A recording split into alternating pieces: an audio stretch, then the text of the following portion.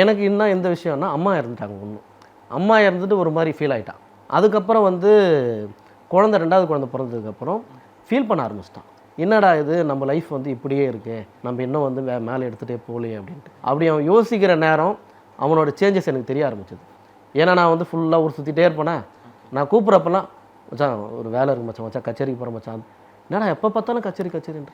2வது குழந்தை பிறந்துடுச்சு, ஃபஸ்ட்டு குழந்தை ஃபீஸ் கட்டணும், வாடகை இருக்குது, கரண்ட்டு பில் இருக்குது, நல்ல நாள் வருது, எல்லாத்துக்குமே போகணும், நீ என்னப்பா பணக்காரு அப்படியே நான் கலாய்ப்பான். அப்போ அந்த விஷயத்தை நான் யோசித்தேன். அப்போ வினோத் வந்து தன்னைத்தானே சில விஷயங்களை வந்து மாற்றிக்கின்னு இருக்கலாம். அப்போ இதுக்குள்ளே வினோத்து போனான்னா கண்டிப்பாக அவனுக்கு ப்ளஸ்ஸு தான் அப்படின்னு தான் மச்சான் 100% போடா அப்படின்னு. அவனை போடான்னு சொல்லிவிட்டு பிக் பாஸ் அன்றைக்கி போகிறாரு பாருங்க, அன்றைக்கி போகிற அன்றைக்கி எனக்கு ஃபோன் பண்ணுறான். நான் பேங்காக்கில் இருக்கிறேன்.